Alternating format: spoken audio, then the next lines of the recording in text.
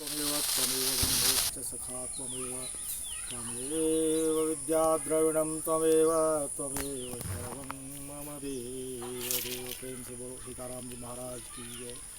रामायण में वर्णन है, तुलसी जी लिखे हैं कि राम कथा सुनने से, उनका चिंतन करने से, उनके बताए मार्ग पर चलने से आदमी का कल्याण हो जाता है।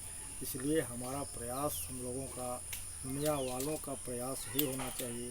भगवान राम जिस जिस रास्ते को तय करने के लिए बतलाए हैं, उस रास्ते को हम लोगों को तय करना चाहिए। उससे हमारा कल्याणमय जीवन होगा। हर जगह सर्वत्र हम सुखी से रह सकेंगे। रामायण में वर्णन है कि एक बार सीता जी अयोध्या में जब शादी करके लौटी थी तो 8 दिन तक भूखे प्यासे अयोध्या में रह गई थी।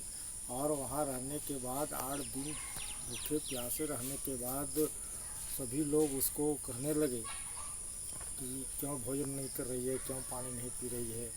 तो इसके विषय में वह बतलाया गया।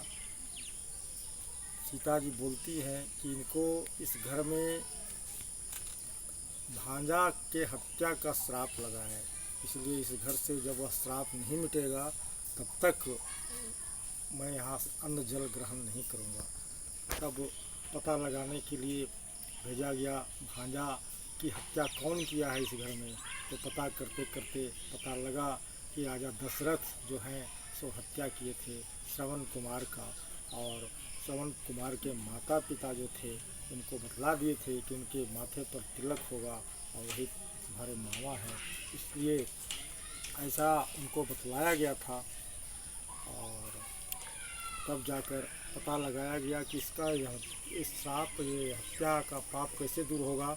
तो उनको बतलाया गया कि कोई ब्राह्मण जो दूसरे के घर में नहीं खाया होगा उस ब्राह्मण को ला के यहाँ जिमाना होगा, और वह ब्राह्मण जब यहाँ आकर जिम लेगा तो सारा हत्या का दोष खत्म हो जाएगा। तो पता लगाने पर दशरथ के शासन काल में वहाँ पर कोई नहीं मिला वैसा। तो पता लगाते लगाते एक जगह ऐसा था कि एक रावण जो था, रावण किसी के घर में खाता पीता नहीं था क्योंकि उसको कोई बुलाता ही नहीं था। इसलिए वह ऐसा व्यक्ति था जो किसी दूसरे के घर में जाकर नहीं खाता था। राक्षसी वृत्ति थी उसकी, इसलिए उसको कोई नहीं बुलाता था, वह किसी के घर में नहीं खाता था। यहाँ से संवाद भेजा गया दशरथ जी के यहाँ से कि हम आपको निमंत्रित किए हैं, आप हमारे घर आकर भोजन कीजिए।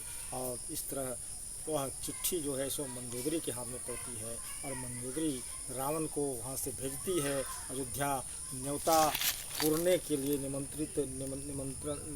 न्योता पूरने के लिए, भोजन करने के लिए वहाँ आते हैं। वहाँ रावण को भेजते हैं। रावण वहाँ पधारता है और भोजन करता है। वहाँ पर राम जी ऊपर छत पर चढ़कर देख रहे हैं और कौन पंडित जी आए हुए हैं। और पंडित जी आने के बाद वहाँ भी भगवान राम आते हैं, उनका चरण पखारते हैं पंडित जी का। और दीक्षा में जब भोजन हो गया तो दक्षिणा में सीता जी बोली आप क्या लीजिएगा, दक्षिणा देने लगे। तो रावण इनकार कर जाता है कि कहा मैं कोई धन दौलत मैं दक्षिणा नहीं लूँगा, मुझे मुक्ति चाहिए। तो मुक्ति हमारे पास नहीं है, क्या चीज़ होता है मैं नहीं जानता हूँ। वह दौड़कर राम के पास गई है और राम के पास जाकर बोलती है कि वह पंडित जी जो आए हैं वह दक्षिणा में मुक्ति मांग रहे हैं, इसलिए क्या चीज़ होता है आप बताइए। राम जी कहे तुम क्यों नहीं दे दी मुक्ति। और इस तरह वहाँ से दौड़ी हुई सीता आई और मुक्ति प्रदान की है। कहने का अर्थ है कि भगवान राम ने भक्ति को लंका में पहले स्थापित कर दिया, बाद में सीता हरण हुआ और उसके बाद सारा वृतांत है, कथा सबको मालूम है। इसलिए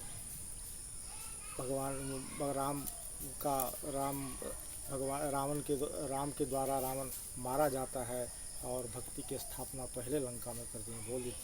बोल लीजिए सीताराम जी महाराज की जय।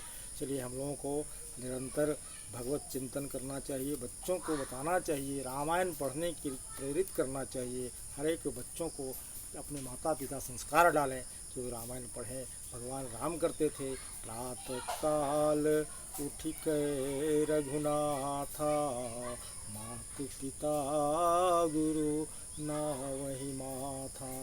भगवान राम सुबह उठकर माता पिता गुरु का प्रणाम करते थे। हम लोगों को भी, कलयुग के मनुष्यों को भी चाहिए कि हम लोग भी संस्कार डालें, माता पिता गुरु का प्रणाम करें, वंदन करें, अर्चन करें, उसी से हमारा कल्याण होगा।